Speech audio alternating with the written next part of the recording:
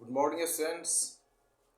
It is said that success is not permanent. Success is not permanent and failure is not final. सफलता अस्थायी नहीं होता और असफलता अंतिम नहीं होता. So never stop working after success and never stop trying after failure. इसीलिए कभी भी सफलता के बाद अपनी वर्किंग को नहीं रोकना चाहिए और कभी भी असफलता के बाद भी अपने वर्किंग को बिल्कुल नहीं रोकना चाहिए. हमेशा प्रयत्नरत रहना चाहिए जीवन में. अगर आप प्रयत्न करते रहेंगे तो जीवन में आगे बढ़ते रहेंगे. चलिए, बड़ी खुशी की बात है कि आज मैं आप लोगों के लिए सेंटेंस लेकर के आया हूँ. सेंटेंस चैप्टर जो ग्रामर का सबसे इम्पोर्टेंट है, क्योंकि सबसे पहले हम लोग लेटर सीखते हैं, उसके बाद वर्ड पढ़ जाते हैं, उसके बाद सेंटेंस पढ़ जाते हैं, तभी पैराग्राफ पढ़ जाते हैं. अब जानिए सेंटेंस है क्या.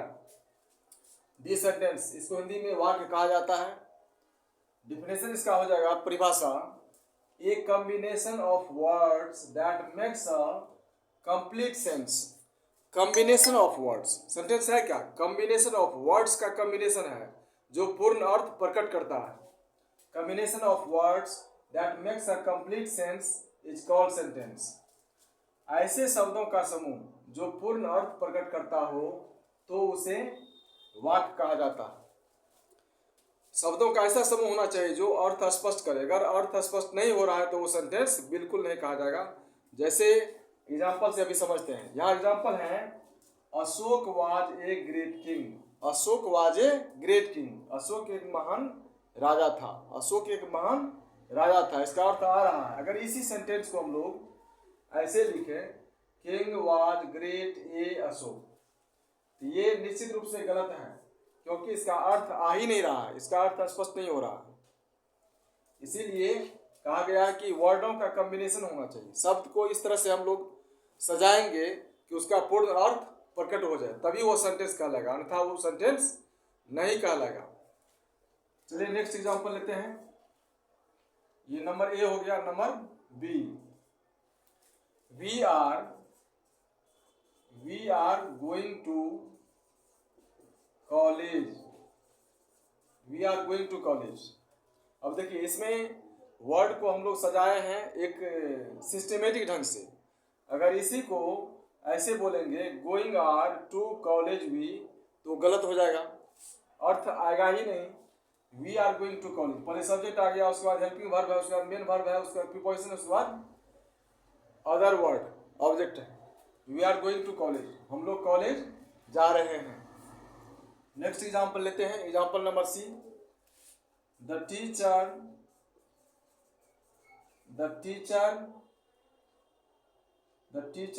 was teaching English.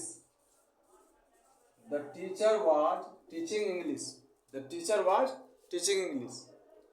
ये द टीचर सब्जेक्ट हो गया, was हेल्पिंग वर्ब हो गया, टीचिंग B4 हो गया, और यहाँ इंग्लिश जो है ये ऑब्जेक्ट के रूप में आया है. एक सुसज्जित ढंग से इसको सजाया गया, इसलिए ये पूर्ण अर्थ दे रहा है. इसलिए इसको हम लोग सेंटेंस कहेंगे, कंप्लीट सेंटेंस कहेंगे. The teacher was teaching English. शिक्षक अंग्रेजी पढ़ा रहे थे. शिक्षक अंग्रेजी पढ़ा रहे थे. अब चलते हैं इसके काइंड्स पर. सेंटेंस के कितने काइंड्स हैं उसको जानते हैं, और उसके काइंड्स के अनुसार हम लोग एग्जाम्पल को लेते हैं. According to ancient English grammar, प्राचीन मत के अनुसार, there are 6 kinds of sentence. प्राचीन मत के अनुसार सेंटेंस के 6 प्रकार हैं. सबसे पहले एंशिएंट ग्रामर के अनुसार समझते हैं, फिर जो है मॉडर्न इंग्लिश ग्रामर के अनुसार भी सेंटेंस का काइंड्स हैं, उनके अनुसार केवल 4 ही हैं. चलिए, there are 6 kinds of sentence किसके अनुसार? अकॉर्डिंग टू एंशिएंट ग्रामर, प्राचीन ग्रामर के अनुसार वाक्य के 6 भेद हैं. फर्स्ट हो गया assertive sentence, second interrogative sentence, imperative sentence, optative sentence और exclamatory sentence. imperative, optative, exclamatory sentence and emphatic sentence। 6 है emphatic।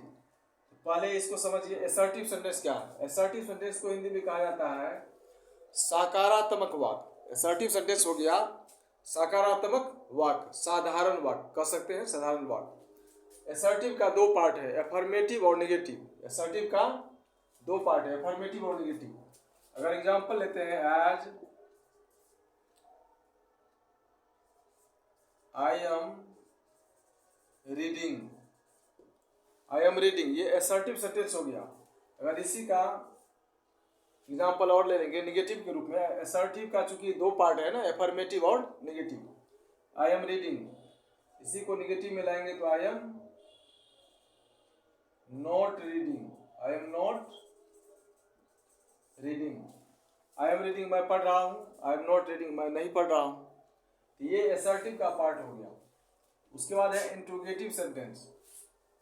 इंट्रोगेटिव सेंटेंस में प्रश्न पूछा जाता है, क्योंकि इसका नाम ही है प्रश्नवाचक वाक्य। प्रश्नवाचक वाक्य, इसमें प्रश्न पूछा जाता है। As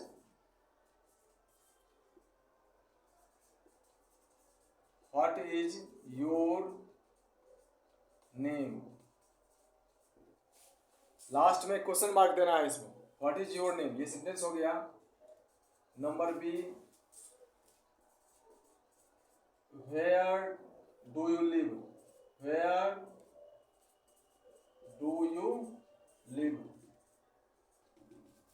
etc.. केवल दो ही एग्जाम्पल लेते हैं, दो एग्जाम्पल की काफी है समझने के लिए।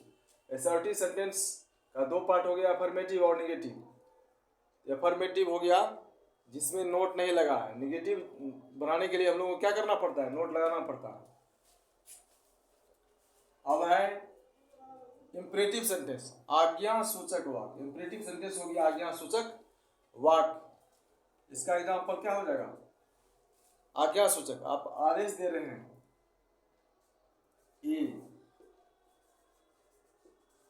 Bring a glass of water, bring a glass of water, bring a glass of water, एक गिलास पानी लो। नंबर बी, एक गिलास पानी लो। गो होम, गो होम, घर जाओ, गो होम, घर जाओ। ये सब क्या है, आज्ञा आप दे रहे हैं। स्टैंड अप, स्टैंड अप, खड़े हो जाओ, ETC। आज्ञा सूचक वाक्य में आज्ञा देना होता है, या प्रार्थना भी आ जाएगा, रिक्वेस्ट भी आ जाएगा इसमें। Bring a glass of water, go home, stand up. अब इसका चौथा कैंट्स है, चौथा कैंट्स पर चलते हैं। चौथा कैंट्स हो गया इसका ऑप्टेटिव सेंटेंस। सेंटेंस का चौथा कैंट्स है ऑप्टेटिव सेंटेंस। ऑप्टेटिव सेंटेंस, इसका अर्थ हो गया इच्छा सूचक वाक्य।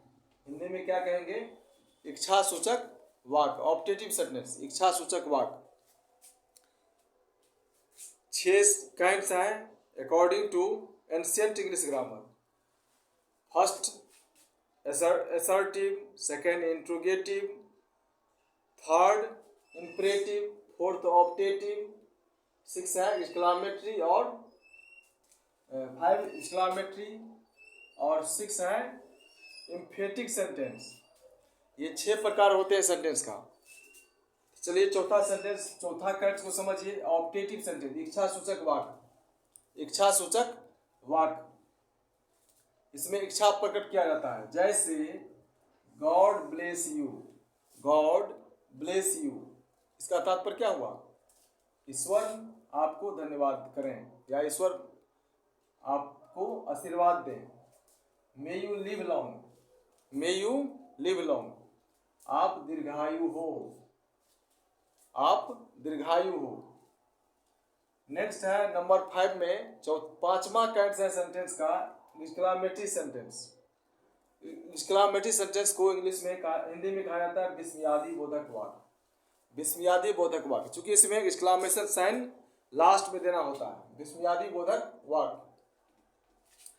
एग्जाम्पल है what a fine morning, what a fine morning, कितनी अच्छी सुबह है, कितनी अच्छी सुबह है।